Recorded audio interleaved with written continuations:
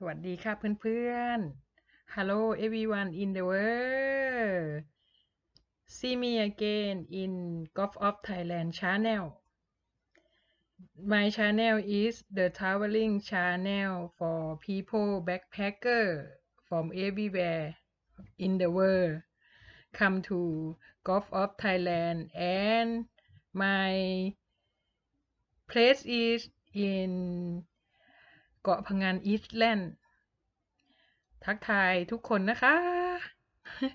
วันนี้อืมใช้อัดคลิปเอานะคะ แล้วก็ไม่ได้ไลฟ์สดอะไร ก็ดูแลตัวเองกันดีๆเนอะทุกคน ฝากบอกข่าวด้วยนะคะ everyone ทุกๆคนเลย and everybody in the world the weather is change and then have to take care of yourself now in the Eastland เกาะพะงัน Eastland now have not much the guests come this time is low season time ค่ะ ทุกคน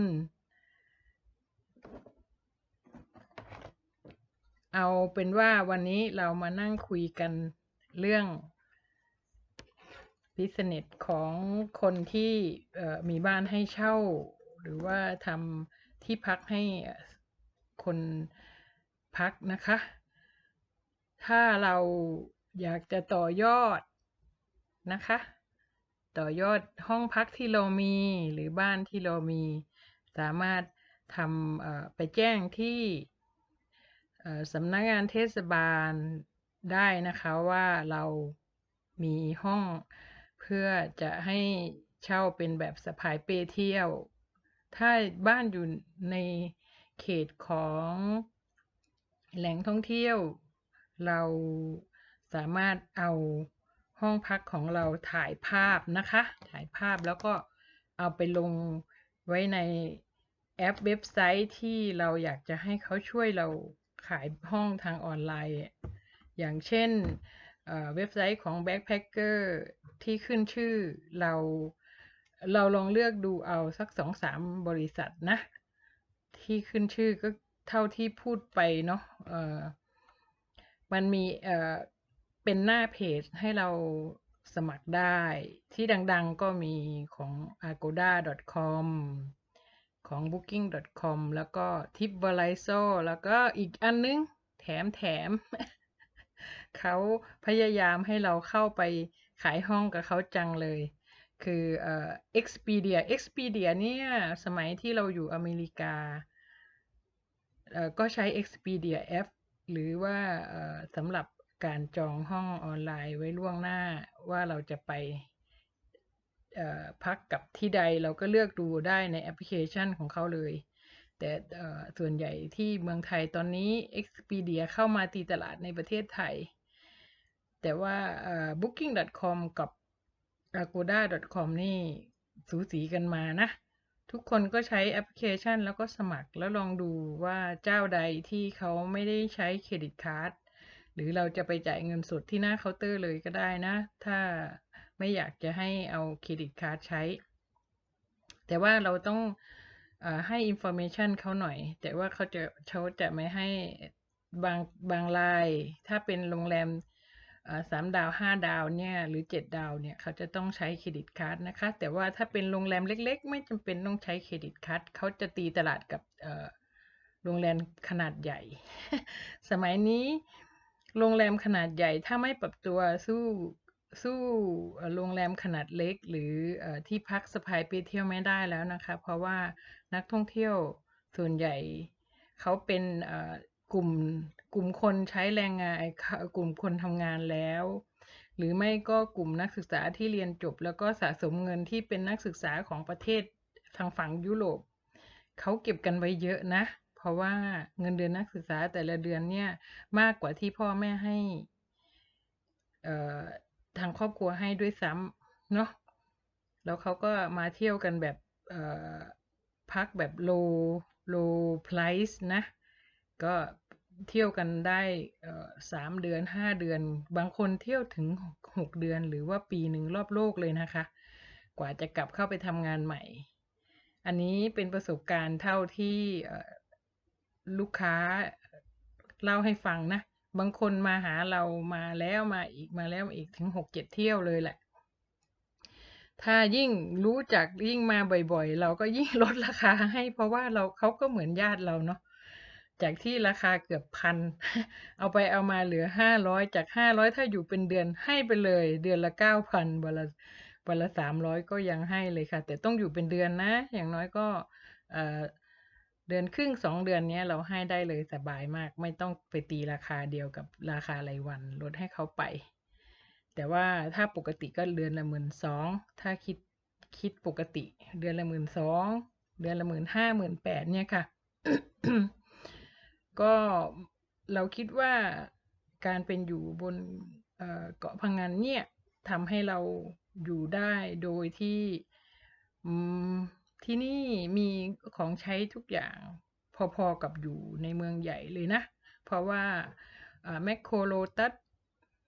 เทสโก้บิ๊กซีอยู่ที่นี่เต็มไปหมดเลยค่ะอยู่เอ่อให้เรามีของใช้อุปโภคบริโภคอย่างพอเพียงเลยแหละ แล้วก็ทำให้ทุกธุรกิจทุกกิจการแล้วก็หล่อเลี้ยงผู้คนที่ทำบิสเนสอยู่บนเกาะพะงันได้แต่จริงๆเราก็เล่าหลายครั้งแล้วนะว่าเราไม่ได้ตั้งใจทำบิสเนสนะเพราะเราไม่ทำร้านอาหารไม่เอาบริการอย่างอื่นนอกจากเรามีที่พักให้พักเท่านั้นเองถ้าเราทำเป็นธุรกิจที่ใหญ่โตเราคงไม่เอาแค่นี้ เพราะว่าจริงเราอยากอยู่นิ่งๆอยากอยู่เฉยๆเนาะคนเราพอมีแล้วก็แบ่งปันให้กับผู้คนที่เขามาเยี่ยมเรามาหาเราจากแดนไกลเพราะว่ากว่าเขาจะมาถึงเรานี่เขาก็ซื้อตั๋วเครื่องบินมากันแพงๆอ่ะเราคิดว่าถ้าเรามีโอกาสเราก็อยากจะดูแลทุกคนเหมือนญาติเหมือนกับเพื่อนหรือว่ามิ่งมิตรที่มาอยู่กับเรามาเที่ยวหาเรานะคะเมืองไทยเราถ้าเราไม่ในช่วงหลังจากเราตั้งตัวได้แล้วเนี่ยไม่จำเป็นต้องไปเป็นหนี้เลยค่ะเก็บเอาดีกว่าเราไปกู้เขาอีกเพราะว่าถึงแม้เราจะมีเครดิตก็จริงแต่ว่าการกู้มันก็เป็นการที่ให้เราเพิ่มหนี้เพิ่มดอกอะค่ะ ก็บางคนก็ทำไมเอ่ออยากได้เครดิตเพิ่มขึ้นก็หมั่นกู้หมั่นเอ่อจ่ายเพย์เมนต์ไปการจ่ายเพย์เมนต์เนี่ยถ้าเป็นยอดที่สูงเนี่ยบางทีมันชักหน้าไม่ถึงหลังนะเราทดสอบตัวเองแล้วเราเคยเป็นหนี้เครดิตการ์ด30กว่าใบสมัยอยู่อเมริกา เราต้องไปหมกตัวทำงานหามรุ่งหามค่ำอยู่นานเทียวเลยกว่าจะใช้ให้หมดแต่ว่าเอ่ออันนี้เราจะไม่แนะนำนะถ้าเราช่วงหมดวัยแสวงหาแล้วเรามาใช้ชีวิตอยู่อย่างที่เราเลือกเอาเหอะเพราะว่าเอ่อการกลับมาอยู่เมืองไทยเนี่ยทำให้เรารู้สึกอบอุ่นรู้สึกว่ามันถึงเวลาที่เราจะไม่ต้องไปนอนผวาว่าเอ้ยที่นี่บ้านเราเปล่าว่าเรานอนอยู่ที่ไหนนะพอกลับมาอยู่เมืองไทยไม่ว่าจะอยู่ตรงไหนของแผ่นดินเนาะเรามีความสุขจริงๆนะเราพูดตรงๆก็อยากจะแบ่งปันให้กับคนที่ชาวต่างชาติหรือคนที่เข้ามาแวะเวียนหาเราอยากให้เขารู้จักความเป็นคนไทยเป็นนิสัยของคนไทยคนหนึ่งเราพูดตรงๆว่าฝรั่งเห็นหน้าว่าเป็นฝรั่งก็จะฟั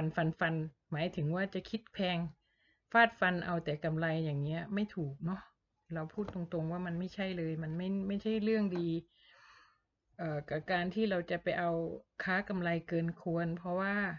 ทุกคนน่ะเขามาเขาก็อยากจะเที่ยวบ้านเราอย่างสุขใจแต่เราก็ไม่ต้องไปเป็นให้เขาแอดเวนต์เราจนเกินไปให้มันพอสมน้ำสมเนื้อถ้าไม่โลภมากเราอยู่ยังไงก็ได้จะอยู่ในเขาบอกว่าช่วงวิกฤต เศรษฐกิจไม่ดีฝนจะแล้งน้ำจะท่วมเอ่อสินค้าจะขึ้นราคายังไงเราก็อยู่ได้จริงๆนะเราไม่ได้เอ่อมันเป็นความคิดกับการปฏิบัติตัวในปัจจุบันที่เราได้รับประสบมากับตัวเองในช่วงระยะที่เรามาใช้ชีวิตอยู่ตอนนี้แล้วนะถ้าเราไม่สนใจที่จะไปผ่อนชำระเฟอร์นิเจอร์แพงๆหรือว่าลดราคาแพงๆที่เราจะต้องไปซื้อหรือว่าเราไม่จำเป็นเราก็ไม่ต้องเอาแต่ว่าอยู่บนเกาะพะงันเนี่ยไม่ว่ารถมือหนึ่งมือสองถ้าเราเอามาเรามีแล้วเนี่ยเราต่อยอดมันได้นะมันมันทำให้เรามีรายได้เหมือนกับเรามีบังกะโลอีกสัก10หลังเลยทีเดียวรถแต่ละคันที่เรามีอย่างเช่นรถมอเตอร์ไซค์5-6คันเนี่ยถ้าเราปล่อยออกวันละ200เนี่ยคิดดู5-6คันก็เป็นพันแล้วนะต่อวันน่ะแล้วถ้าปีหนึ่งมี365วันเรามีรายได้แค่เอาครึ่งเดียวก็พอเนาะ150วันน่ะวันละพันน่ะมันก็ได้เยอะอยู่นะไม่ใช่น้อยแค่รถเล็กๆเท่านั้นนะแต่ถ้ารถใหญ่ๆรถรุ่นใหม่ล่าสุดพวกที่มันออกมาใหม่ล่าสุดเนี่ยถ้ามีสัก10คันเนี่ยนะวันละ250เชียวนะต่อคันนะถ้ามี10คันก็วันละ2,500 2,550วันนี่คิดไปเลยมันเป็นเงินจริงๆแล้วก็ถ้ามันมีช่วงที่เป็นค่าสึกล้อเป็นต้องซ่อมรถต้องเปลี่ยนยางเปลี่ยนอะไรเนี่ยมันถือว่าคุ้มอะค่ะคุ้มมากเลยแล้วยิ่งแต่เราต้องดูบริหารจัดการให้ดีบนเกาะเนี่ยมันไม่ได้ติดกับแผ่นดินใหญ่เลยมันก็เลยไม่อันตรายเรื่องการที่ว่าคนจะเอารถไปหายหรือว่าขโมยเอาไปทำที่ไปไว้ที่ไหนยังไงก็ตามเจอค่ะเพราะว่ากว่าเขาจะเอาลง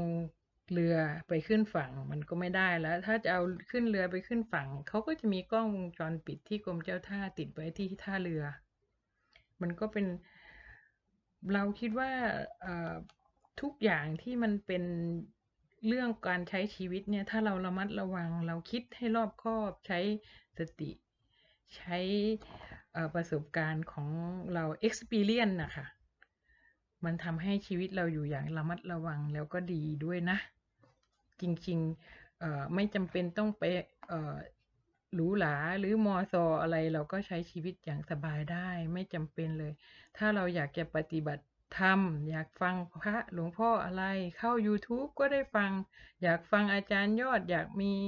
ชีวิตที่สมถะใช้ปัญญาก็ฟังหลวงพ่อพระอาจารย์ที่ท่านสอนท่านเทศน์เกี่ยวกับเรื่อง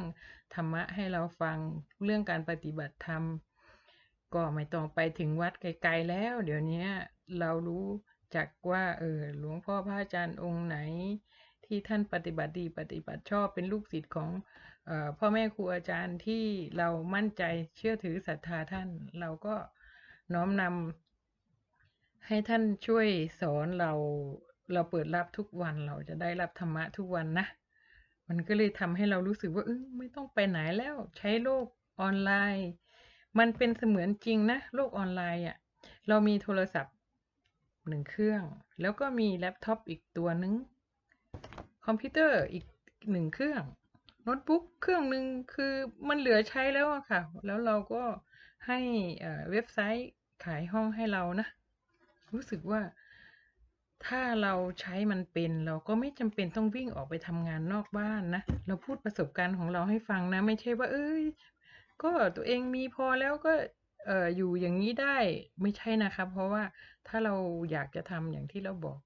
แนะนำเลยนะถ้ามีบ้านอยู่ในแหล่งท่องเที่ยวลองถ่ายรูปห้องนะเนี่ยดูซิเห็นไหมว่าเราใช้แค่มุ้งแบบนี้เนี่ยเขากางหรือไม่กางก็ไม่เป็นไรหรอกค่ะเพราะว่าในห้องไม่มียุงอยู่แล้วมีแอร์มีอะไรมีครบทุกอย่างเลยน้ำร้อนน้ำอุ่นเราก็ตั้งราคานะเหมือนกับรู้ไหมว่าทุกที่ต้องมีการตลาดทั้งนั้นน่ะเราก็ใช้ให้เป็นแล้วก็ไม่ต้องถ้าช่วงไฮเราก็ดูให้มันพอราคาสมน้ำสมเนื้อแต่ถ้าเราอยากให้มันดีขึ้น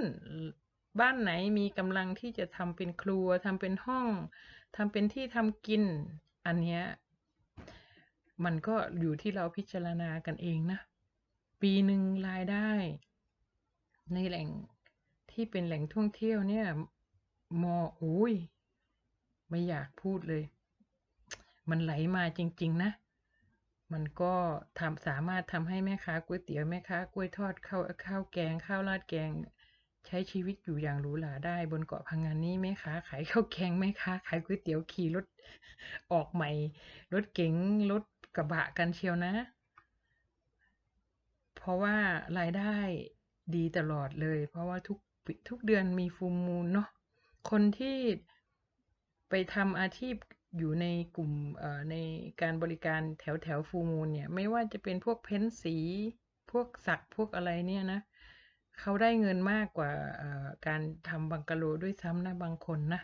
แต่ว่าบางคนก็ใช้เงินเกินตัวรถคันหนึ่งก็ราคาเกือบล้านเนาะหรือล้านกว่าเขาก็ออกกันมาตั้งหลายคันบางคนเขาก็ใช้ชีวิตกันแบบอย่างหรูหรา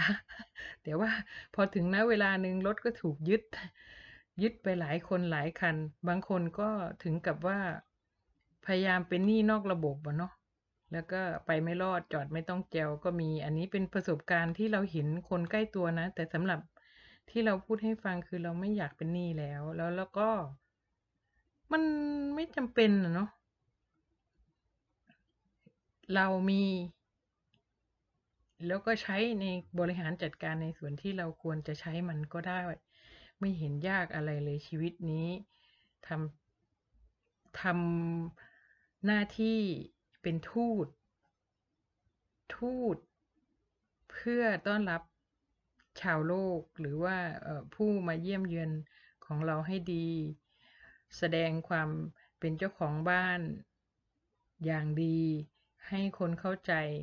เพราะว่าทุกคนไม่ใช่คนไม่รู้เรื่องนะเขามาเขาก็อยากจะได้ในสิ่งที่ดีอบอุ่นใจบางทีเขาเห็นเราอบอุ่นมากเขาไม่เคยเกี่ยงเลยนะแล้วเขาก็ไม่เคยขอลด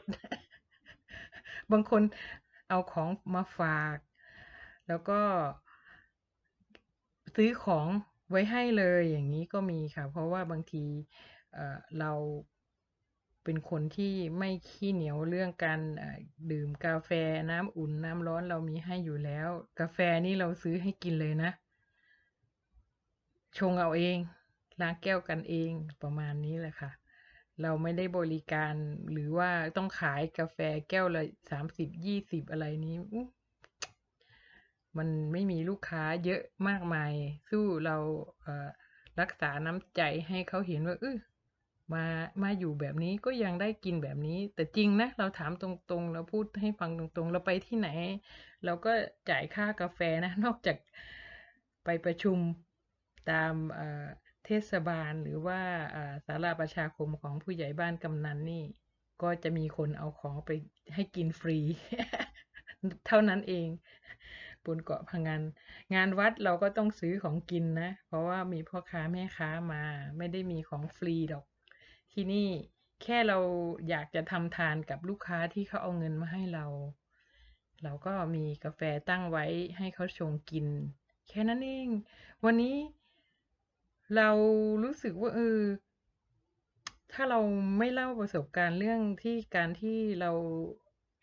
ชักชวนให้ทุกคนลองทำบ้านพักแบบโฮมสเตย์หรือขายห้องออนไลน์นะคะ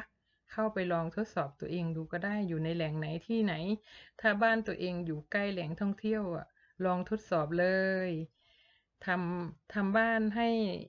ห้คนพักเนี่ยเราก็เอื้ออารีบางเจ้าบางรายเขาก็เอ่อทำอาหารเช้าเลี้ยง แต่บ้านเราอยู่ติดร้านอาหารไปหมดเลยอะค่ะก็เลยอยากให้กระจายรายได้เนาะเราก็พูดเรื่องนี้มาหลายคลิปอยู่นะแต่ว่าเราทำงานคอนเทนต์ของเราก็คือบังกะโลให้เช่าหรือว่าบ้านพักโฮมสเตย์ช่วงนี้มันเป็นช่วงสบายๆแล้วก็เป็นฤดูฝนนะขอให้ทุกคนดูแลสุขภาพแล้วก็ถ้าใครอยากจะลองทำตามที่เราแนะนำไปนะเสิร์ชหา แล้วก็ลองดูลองกดดูในเว็บไซต์ก็ได้ว่าที่พักที่นู่นที่นี่ แล้วก็เข้าไปดูตามเว็บไซต์ดูตามหน้าเว็บไซต์ได้เลยทดสอบว่าราคาเท่าไหร่แล้วเราดูว่าเขาถ่ายภาพเอาไปลงในเว็บไซต์เป็นยังไงมันจะมีอีเมลให้กรอกแล้วว่าวิธีที่คนจะมาพักเขาจะจองเข้ามาหาเราเผลอๆแถวบ้านเราที่ว่ามีแหล่งท่องเที่ยวก็อาจจะมีคนต่างชาติเข้าไปหาด้วยนะในแถวที่ไม่ค่อยมีคนเข้าไปอ่ะ เพราะว่าเดี๋ยวนี้ประเทศไทยเปิดกว้างนักท่องเที่ยวมาประเทศไทยเนี่ยเยอะมาก มันเป็นรายได้ของรายได้ที่ไหลเข้าประเทศเป็นเงินนับว่ามากที่สุดอาชีพหนึ่งนะเพราะว่าเรามีทรัพยากรธรรมชาติเป็นหลักมีที่ดินปลูกบ้าน